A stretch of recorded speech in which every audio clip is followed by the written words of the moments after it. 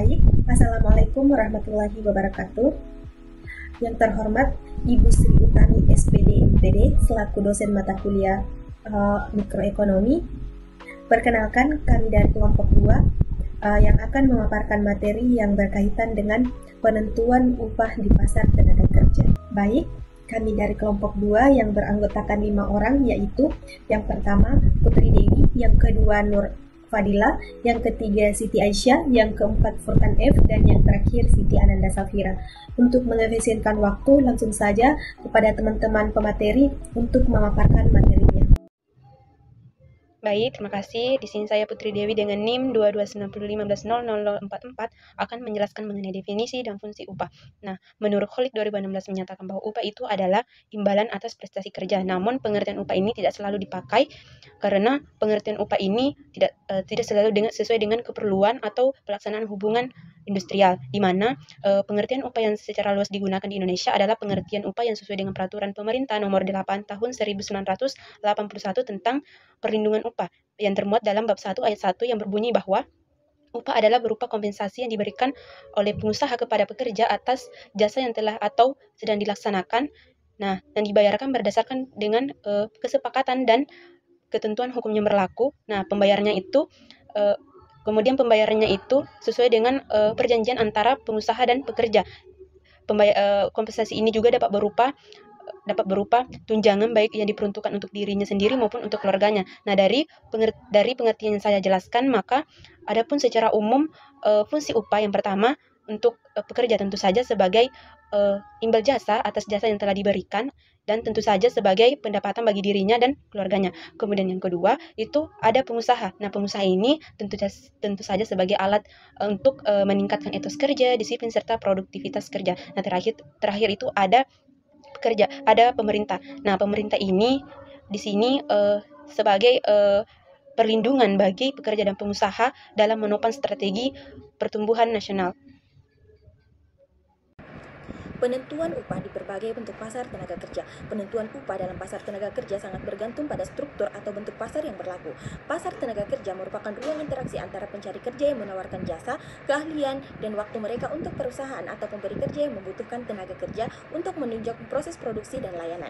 Kemudian dalam pasar persaingan sempurna terdapat banyak perusahaan dan banyak pekerja, sehingga tidak ada satupun pihak yang dapat mendikte harga ataupun upah. Dalam kondisi ini, upah ditentukan secara alami oleh mekanisme pasar melalui titik temu antara permintaan dan penawaran tenaga kerja.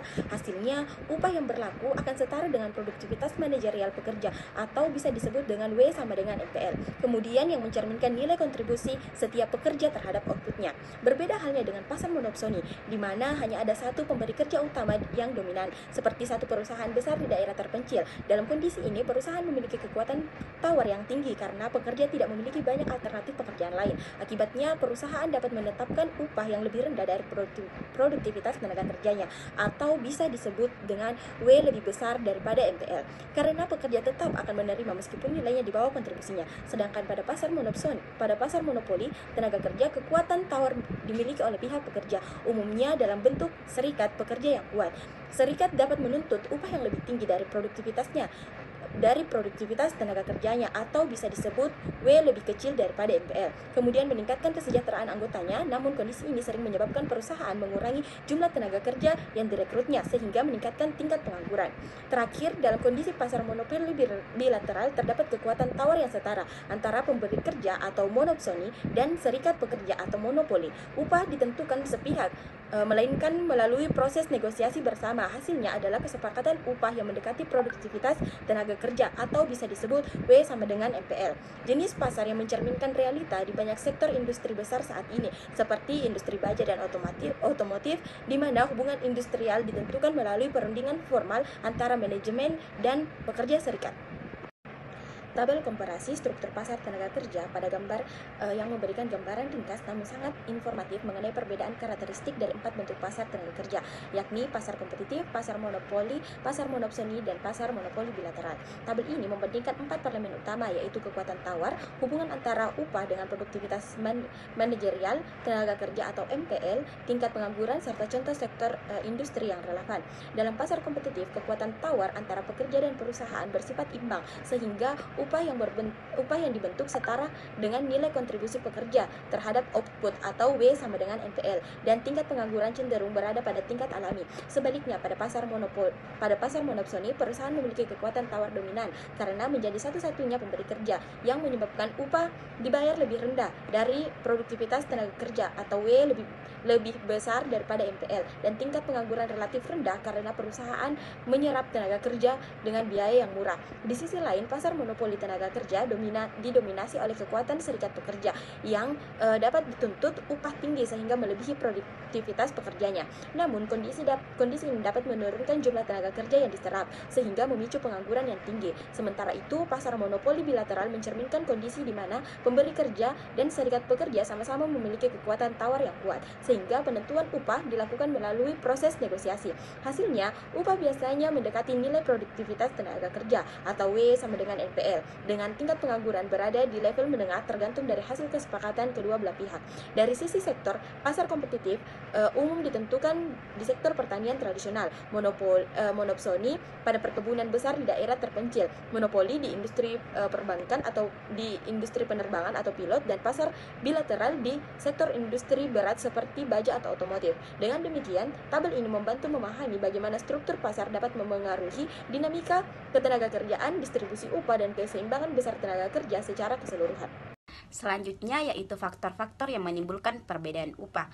Menurut Sukirno 2008 dalam Puji Kusrahayu 2002, ada beberapa faktor yang menimbulkan perbedaan upah, di antara lainnya yang pertama, permintaan dan penawaran tenaga kerja.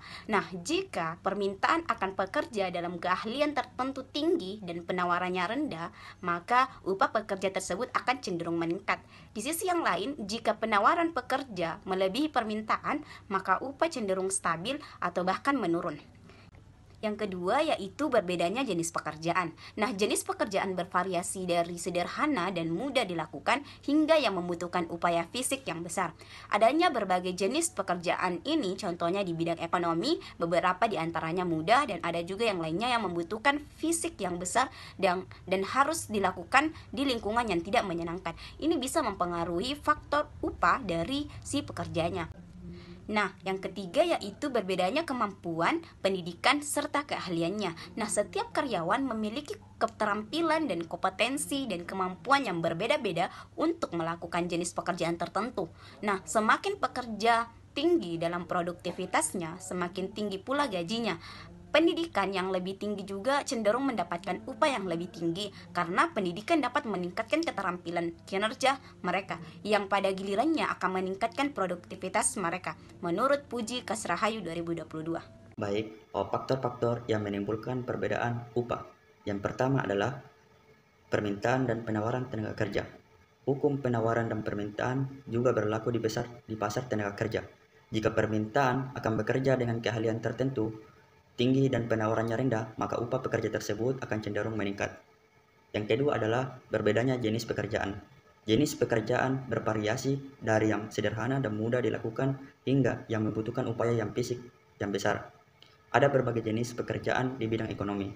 Beberapa di antaranya mudah dan langsung, sementara yang lain membutuhkan upaya fisik yang besar dan harus dilakukan di lingkungan yang tidak menyenangkan. Yang ketiga adalah berbedanya kemampuan, pendidikan, serta keahlian. Setiap karyawan memiliki keterampilan, kompetensi, dan kemampuan yang berbeda untuk melakukan jenis pekerjaan tertentu. Yang keempat adalah pertimbangan bukan keuangan dalam memilih pekerjaan. Faktor non-finansial memainkan peran penting dalam keputusan seseorang untuk memilih pekerjaan. Ketika aspek non-finansial tidak memenuhi ekspektasi pekerja, mereka biasanya akan meminta upah dan lebih tinggi sebagai kompensasi sebelum menerima tawar pekerjaan. Yang kelima adalah faktor geografis dan faktor institusional. Faktor geografis, perbedaan upah di berbagai daerah, bahkan dalam satu wilayah, seringkali dipengaruhi oleh terbatasnya mobilitas tenaga kerja. Faktor-faktor institusional, beberapa pekerjaan memiliki peraturan yang membatasi penerimaan karyawan baru guna mempertahankan pendapatan tinggi bagi anggotanya.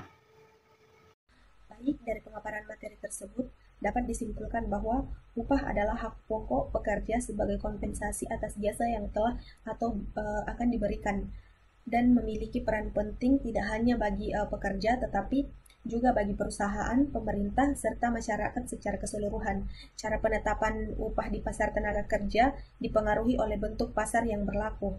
Pada pasar yang efisien, upah akan mencerminkan produktivitas tenaga kerja, sedangkan pada pasar yang tidak seimbang, kekuatan negosiasi dapat menyebabkan upah berbeda, yaitu di bawah atau bahkan di atas tingkat produktivitas. Oleh karena itu, sistem tenaga kerjaan yang adil dan transparan melalui kolaborasi antara pemerintah, pengusaha, dan pekerja diperlukan untuk menciptakan pasar tenaga kerja yang positif dan meningkatkan kesejahteraan masyarakat secara keseluruhan. Baik, sekian presentasi dari kelompok kami kepada teman-teman yang telah menonton video presentasi kami atau memperhatikan presentasi kami ucapkan banyak terima kasih. Wassalamualaikum warahmatullahi wabarakatuh.